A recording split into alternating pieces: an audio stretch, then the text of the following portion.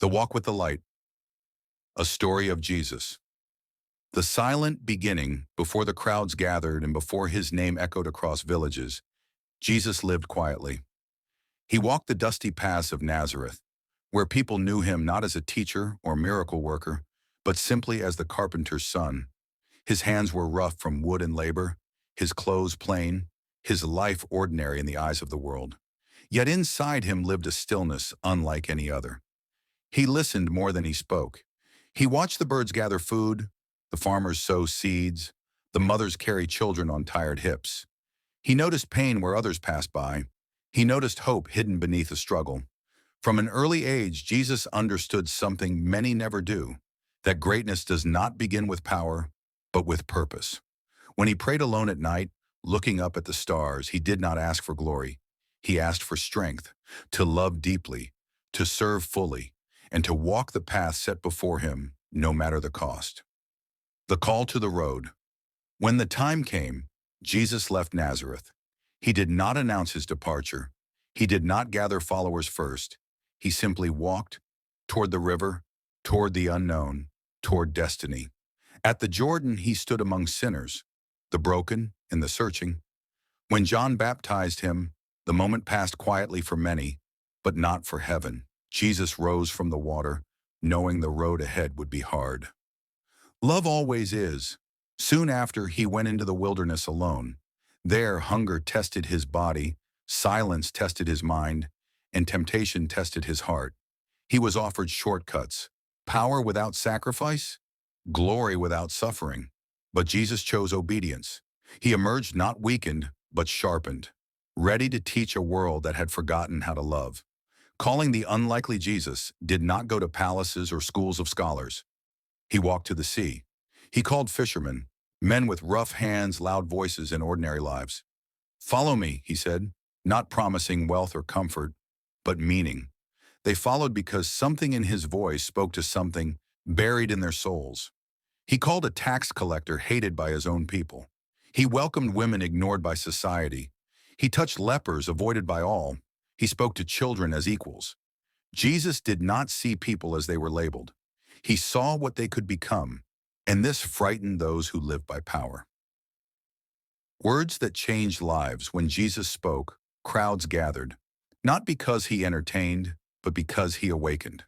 He spoke of seeds and soil, of lamps and light, of lost sheep and forgiving fathers. His stories were simple, yet they pierced hearts. "Love your enemies," he said. "Forgive endlessly. Do not fear tomorrow." These words were dangerous. They challenged pride, exposed greed, and threatened systems built on fear. But to the tired, the broken, and the lost, his words were life. People walked miles just to hear him speak, not because he promised escape from pain, but because he showed them how to endure it with hope. A miracles of compassion. Jesus healed many, but never to show power. He healed because he could not ignore suffering. He touched the blind not just to restore sight, but dignity. He healed the paralyzed not just to make them walk, but to remind them they were not forgotten. When he fed the hungry crowd, it began with a boy's small meal. Jesus showed that faith multiplies what fear calls insufficient. Each miracle was a message. God is near. You are seen. You matter. Resistance and rising tension. As Jesus' influence grew, so did resistance. Religious leaders watched closely. They feared loss of control more than loss of truth. Jesus did not obey their traditions when they conflicted with love. He healed on days they called forbidden. He spoke with authority they could not explain. He forgave sins, something only God could do. And worst of all, people listened. Yet Jesus did not fight them. He did not insult or threaten. He continued walking steadily, purposefully, toward Jerusalem. Lessons for the inner circle. At night, away from crowds, Jesus taught his students deeply. He warned them of suffering. He spoke of humility, service, and sacrifice. He washed their feet, teaching that leadership begins on the knees. They struggled to understand. They dreamed of thrones. He spoke of crosses, but he was patient. He knew growth takes time. The final week, Jerusalem welcomed him with shouts and palm branches. The same city would soon shout for his death. Jesus knew. Still he entered. He overturned tables of exploitation, angering powerful men. He wept over the city, not in fear but in sorrow for hearts that refuse love. At the final meal he broke bread and spoke of betrayal, forgiveness, and remembrance. Even knowing what was coming, he served. The Garden of Choice. In Gethsemane, Jesus prayed alone. Fear pressed heavily. Pain was near. His humanity trembled. If possible, let this pass, he prayed. But love answered stronger than fear. Not my will, but yours. That night, betrayal came with a kiss. Friends fled. Lies spread. Violence rose. Jesus did not resist. The cross. The cross was not quick. It was not clean. Mocked, beaten, abandoned. Jesus carried more than wood. He carried the weight of human brokenness. Yet even there, he forgave.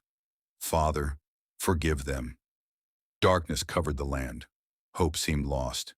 When Jesus breathed his last, the world thought love had failed. But love was only beginning. Silence and waiting. The tomb was sealed. Followers hid in fear. Dreams shattered. Sometimes faith lives in silence before resurrection. The rising on the third day, the stone was rolled away. Jesus rose, not as a ghost, but alive. He appeared gently, calling names, breaking bread, restoring faith. He did not shame those who fled. He forgave them. The mission continues. Before leaving, Jesus spoke again.